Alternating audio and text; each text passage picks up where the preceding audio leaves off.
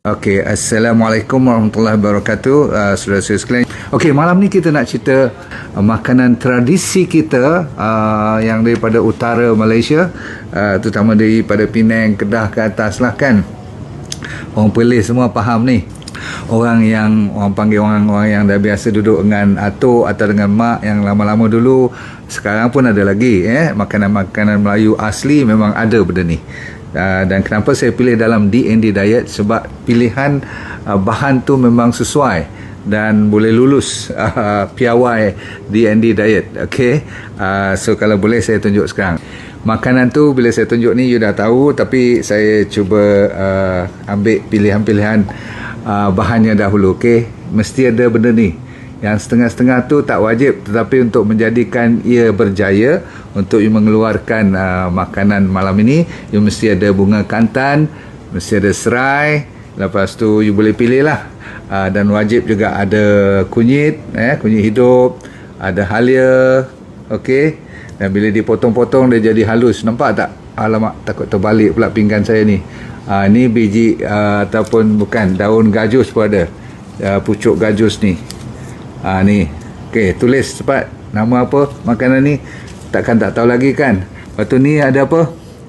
Ada pegaga dan ada apa lagi? Ada daun selom. Okey, anda tahu kan? Sekejap lagi makan. Bila nak makan, sebelum makan tu dia kena hancur macam ni dulu, kena campur, betul tak?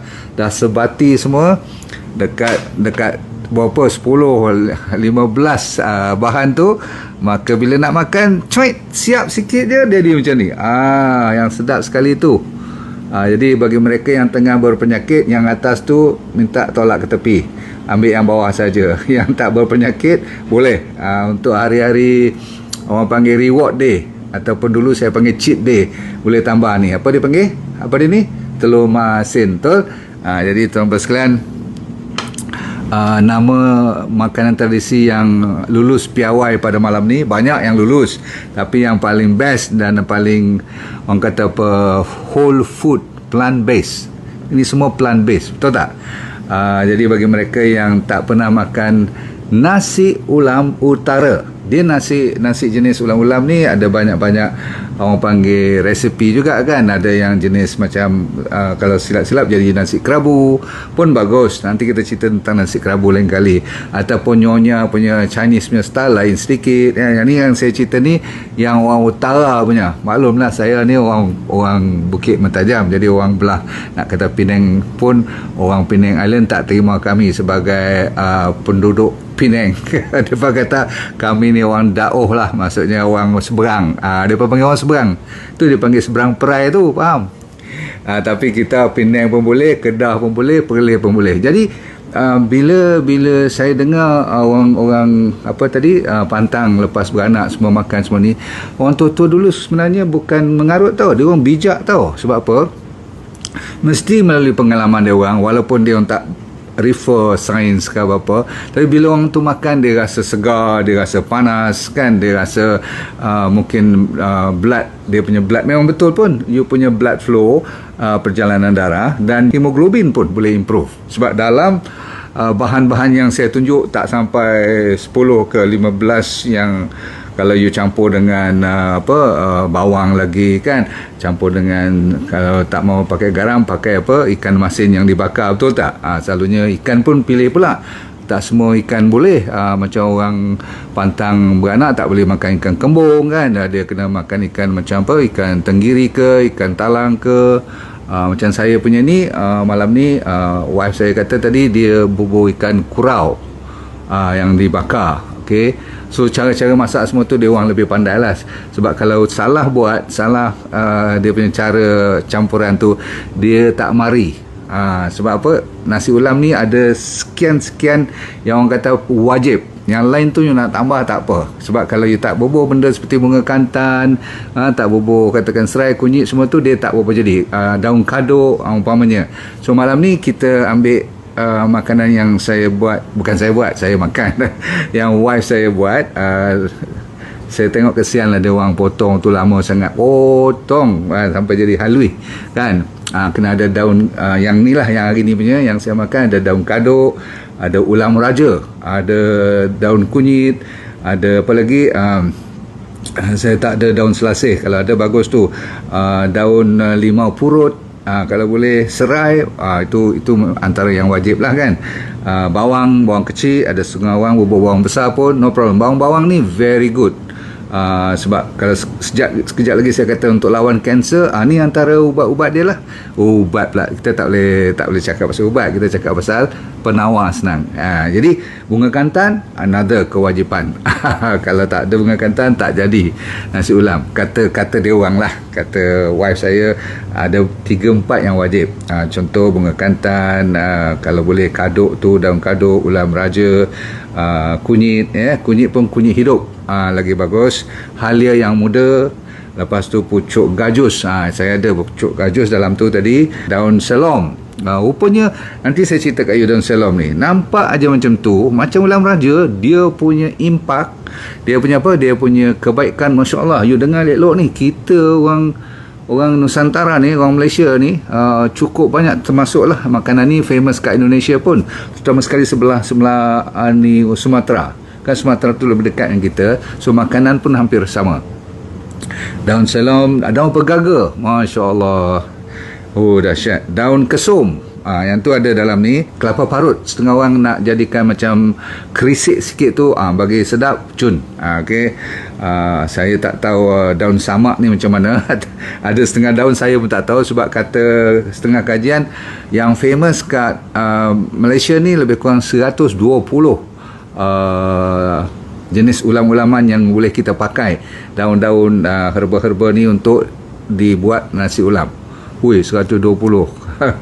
Orang tua dulu kata ambil angka ganjil, paling sikit 3 bahan, tapi takkan 3 je kan, sekurang-kurangnya 5, 7, 9. Hari ni saya punya 11. Ada orang buat sampai 27. Silakan. Ada lagi yang selalu famous seperti pucuk kopi pun orang bubur, pucuk daun asam jawa pun ada orang buat. Ada satu lagi nama daun salang. Yang syok sekali nama daun sekentut pun ada. Yang ni nama ni kalau kita kentut tak tahu bau macam mana lah kan. Tapi yang penting buah peria, lengkuas, limau kasturi. Ada orang nak pedas, dia bubur cili padi lagi. You tengok dalam resepi, saya duk cek tadi kan. Yang bagusnya kita belajar setiap malam ni, tuan-tuan dan puan sekalian. Saya yang tak tahu apa benda pasal nasi ulam nak buat pun, hari ni kalau suruh buat mungkin tak sedap, tapi boleh buat. Cuma malas lah nak potong sampai 2-3 jam tu kan. Tenggek burung lagi, so banyak lagi lah. Saya nak bagi tahu kenapa saya excited dari sudut kesihatan pula. Tak guna kita cerita cuma untuk sedap makan, dan D&D diet tu tak dibuat khas untuk memang untuk santai pun boleh, tetapi khas kalau mereka yang berpenyakit, boleh kita bantu. So cuba you tengok, kita ambil 3-4 je malam ni, yang daripada 11 tu dah mencukupi sebenarnya. Contoh, kalau saya ambil ulam raja saja, sebab tu dia panggil ulam raja, dia maksudnya the king of all the ulam-ulam. Sebab dari sudut, kalau saya listkan dia punya manfaat dia, memang lebih daripada senarai-senarai untuk herba ataupun ulam-ulam yang lain. Contoh saya ambil ulam raja terkenal dengan banyak sekali mineral, vitamin, fiber, semua 11 ni ada. Mana tak ada pula. So you takkan bermasalah sembelit, masalah diarrhea semua dah settle, masalah pencernaan GIT settle, masalah nak jaga bakteria, bukan kata ulam raja, semua 11 tu boleh bantu. Termasuklah bunga kantan lah, pegaga lah, kaduk lah, fantastic. So fiber, jaga prebiotik you, bakteria. Bahkan setengah orang yang rajin-rajin tu, dia nak campur dengan perkasam juga sikit. Perkasam tu kan dah ada dia punya probiotik pun, jadi bakteria settle. Lepas tu memanglah bila dia datang daripada green leafy berbentuk salad ni ataupun vegetable, dengar lagi sekali, green leafy vegetable, mana ada sains yang akan menyangkal mengatakan that's not good. Cuma dia tak katalah nasi ulam is good. kan, sebab setengah daripada kita tak mau langsung dan tak boleh kena nasi langsung. Saya pun selalu kata jangan kena nasi putih kalau biasa-biasa you makan sampai selungguk macam tu. Tapi bila you buat nasi ulam, rupanya nasi tak payah banyak. Macam you tengok ni kan, dia sikit je, betul tak? Nasi sikit je, tapi you nampak yang dah penuh-penuh tu, hijau-hijau tu, yang kuning-kuning tu, nampak tak? Sebab itulah sebenarnya zat makanan yang kita nak. Jadi nasi tu, walaupun saya tak galakkan you makan nasi putih, tetapi sesekali kalau you makan macam ni dan you tengok jumlah sayuran, jumlah ulam-ulam tu, jumlah herba-herba tu lebih banyak. So what we can say is about 70% is made of ulam, cuma 30% je dibuat daripada nasi. Itu saja. Nampak tak? Dan ulam-ulam tu semua raw. Jadi tuan-tuan sekalian, kalau ambil balik pada ulam raja tadi, saya kata apa? Dia ada banyak flavonoid, polyphenol yang selalu you dengar. Bila saya buat cerita tentang satu-satu bahan, katakan malam ni saya nak cerita tentang serai saja, ataupun daun salam saja, atau moringa saja. Semua tu kita pilih satu-satu. Tapi malam ni katakan ada 11. Jadi ulam raja saja dah king daripada 11. Jadi 10 lagi tu akan menampal ataupun cuba tutupkan benda-benda yang kelemahan, kalaupun ada tinggal sikit lagi ulam raja tak dapat sampaikan. Dan selain daripada tu, bila kita bawa pegaga pula, ada benda yang ulam raja tak cukup power, pegaga akan tolong cover pula. Kalau pegaga tak boleh cover, kita main dengan daun kaduk pula. Daun kaduk tak boleh cover, kita cover dengan kunyit. Kunyit ni, kalau you dengar kunyit saja, sama panjang list manfaatnya dengan ulam raja tadi. Dahsyat. Bahkan kunyit is terkenal the whole world pun. Kalau ulam raja mungkin orang London tak kenal lah, orang Canada tak faham apa dia ulam raja lah kan, contoh kan. Tapi kunyit, halia, siapa tak kenal ginger semua, bawang. Okay, so let's go. Ulam raja lagi antioksidannya, anti-inflammatory-nya, melawan radang, anti-stress pun, ya Allah, anti-stress pun dia juga. Lepas tu anti nyanyuk pula, anti 3 serangkai penyakit, diabetes, high blood, dengan kolesterol sekali. Magic tak magic? So kadang-kadang kalau kita fikir-fikirkan, kenapalah aku baru tahu pada umur sekian-sekian sekarang dah pencen. Apa salahnya kalau dulu dah tahu, dulu dah makan tapi tak tahu. Jadi bila makan, bila kita tak tahu dia punya kesan baiknya, dia punya impact yang the best of the best. So after a while, bila kita didedahkan kepada fast food, bila dah datang Kuala Lumpur, ingat tak zaman sampai-sampai duduk kampus, saya selalu kata makanan yang dah kering, dah orang tak mau, dah belunggut-lunggut, digoreng dalam belanga besar-besar tu, beraturlah kamu makan setiap hari. Besar juga, lulus juga, tapi lulusnya penyakit dah hinggap dari setahun ke setahun. Lepas tu kerja, dapat anak, lagi tak jaga. Dan zaman sekarang semua order makanan siap. So siapa yang nak buat nasi ulam lagi ni? Siapa yang nak pergi potong lagi? Lepas tu diiringi pula dengan asam pedas yang keladi tu, batang keladi. Asam pedas batang keladi, ataupun setengah orang bubus dengan ikan pun tak apa. Kalau di hari-hari yang dalam DND diet, hari cuti tu boleh. Setengah orang nak letak apa lagi dia bubur sotong, dia bubur udang, sebagainya, seafood lah. Tapi yang untuk orang pantang tu, yang terbaik ialah batang keladi tu. Fantastic. Everything is vegan sebenarnya. Everything is vegan. So alhamdulillah. Cuma telur masin tu lah sikit. Itu pun disebabkan you nak garam yang dah diproses. Okay, baik. Immunity tu dia tolong bantu. Maksudnya antivirus, antibakteria, antifungus lagi.